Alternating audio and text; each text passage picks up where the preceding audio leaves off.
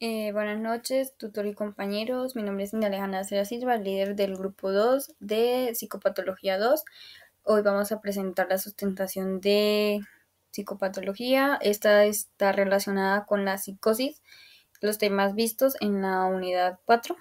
Entonces, a continuación, vamos a estar presentándola con mis compañeros Andrés Leonardo Rueda, la compañera Estefanía Alejandra y el compañero Luis Manuel.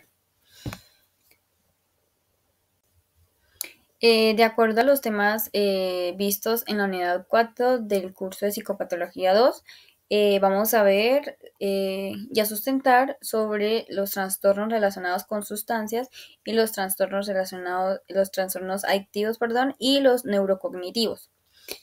A continuación vamos a presentar los trastornos eh, asociados a sustancias y adictivos. Los trastornos relacionados con sustancias. Los trastornos relacionados con sustancias presentan cambios relacionados con la adicción, abuso o dependencia de sustancias, lícitas o ilícitas, que activan el sistema de recompensa del cerebro. Las características nos dicen que las sustancias psicoactivas o drogas psicoactivas se dividen en tres categorías, según su uso. Estas pueden ser medicinal, uso ilícito o legal, o uso legal o ilícito, o lícito, perdón. También tenemos las características epidemiológicas, sustancias psicoactivas como el tabaco, el alcohol, sustancias ilícitas. Estas pueden afectar en diferente porcentaje de población, ya sean más hombres o más mujeres.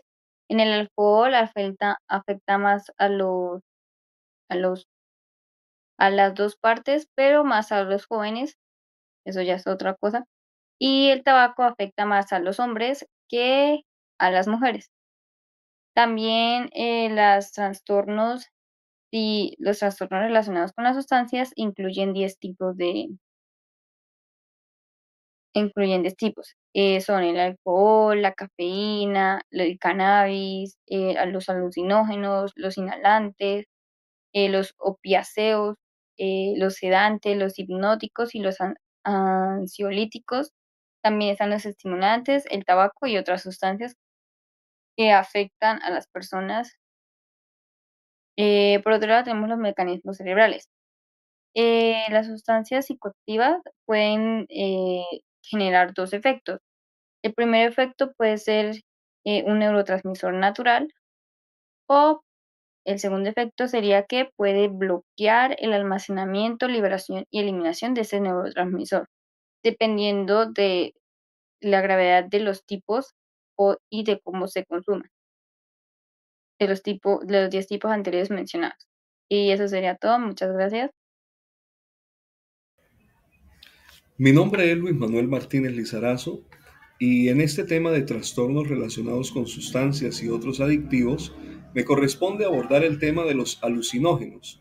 En esta oportunidad mencionamos que son trastornos relacionados por consumo de fenciclidina, el cual provoca deterioro o malestar clínicamente significativo. Es importante mencionar el mecanismo de acción principal. Hablamos de diferentes sustancias que actúan sobre diferentes receptores cerebrales. Dentro de estos, serotonina, primato y acetilcolina. También mencionamos los trastornos específicos, aunque son muchos. Algunos más relevantes serían los deseos persistentes o esfuerzos fracasados de abandonar o tener control sobre el consumo. Además, también hablamos de ansias o un poderoso deseo o necesidad de consumir las sustancias, incumplimiento de los deberes fundamentales o abandonar las responsabilidades y efectos notablemente reducidos tras el consumo continuado de la misma cantidad prevista de la sustancia.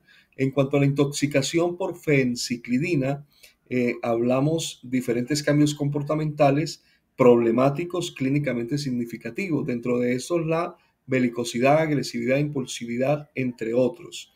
Eh,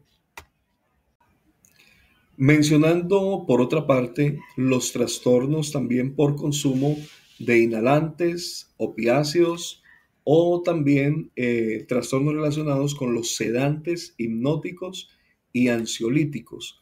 Cada uno de estas sustancias, obviamente, pues tienen ciertas diferencias. Sin embargo, las similitudes también abundan entre ellos. Dentro de estas similitudes, bueno, todas estas sustancias también provocan deterioro y provocan un malestar clínicamente significativo. Dentro de estas similitudes también se comparte en cuanto a los trastornos específicos, esa ansiedad, esa, ese deseo fuerte por el consumo, y también hablamos de un deseo persistente y a la vez fracasado de lograr abandonar el consumo de la sustancia o de llegar al punto de controlarla.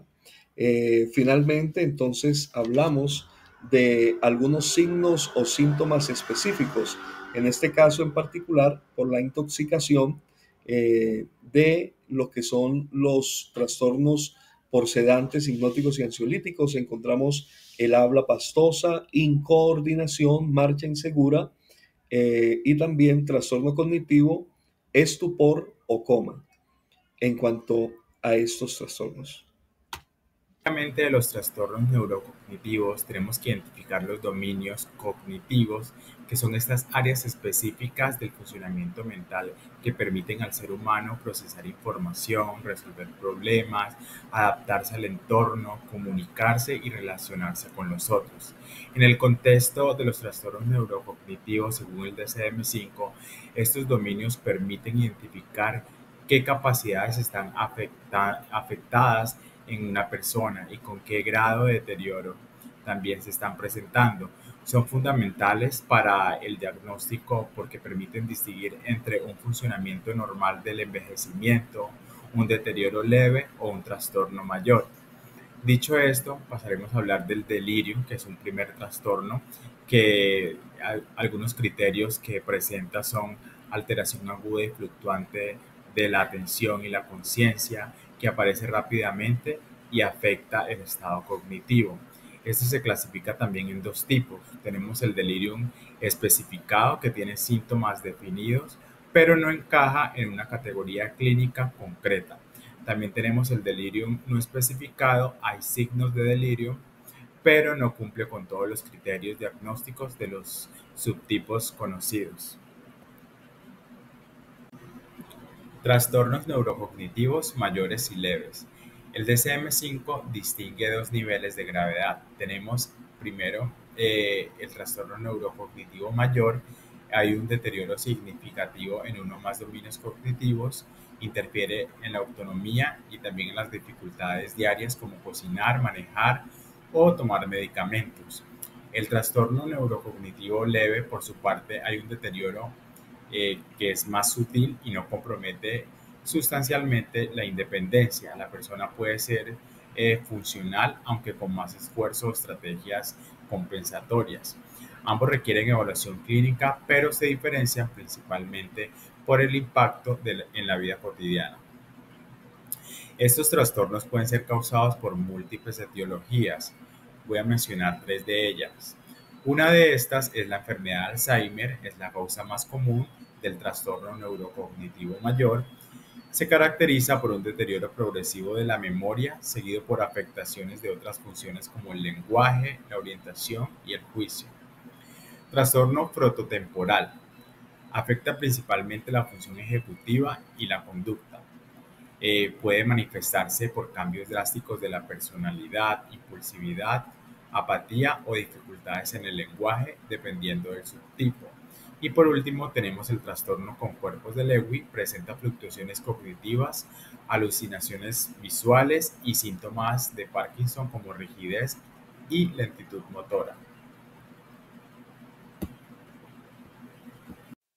Hola, mi nombre es Alejandra y yo voy a hablar de los trastornos neurocognitivos mayores y leves.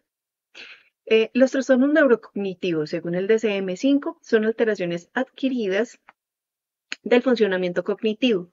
Se dividen en trastorno mayor y trastorno leve.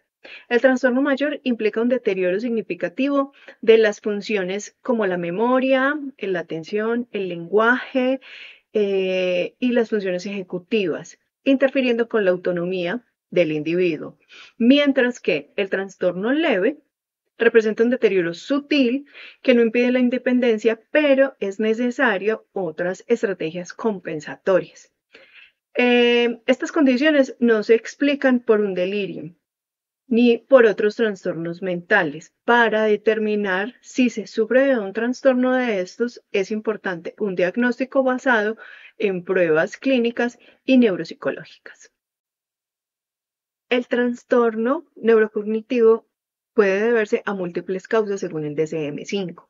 Entre las principales se encuentran la enfermedad cerebrovascular, traumatismos craneoencefálicos, infecciones por VIH, enfermedades neurodegenerativas como el Parkinson y el Huntington o los priones.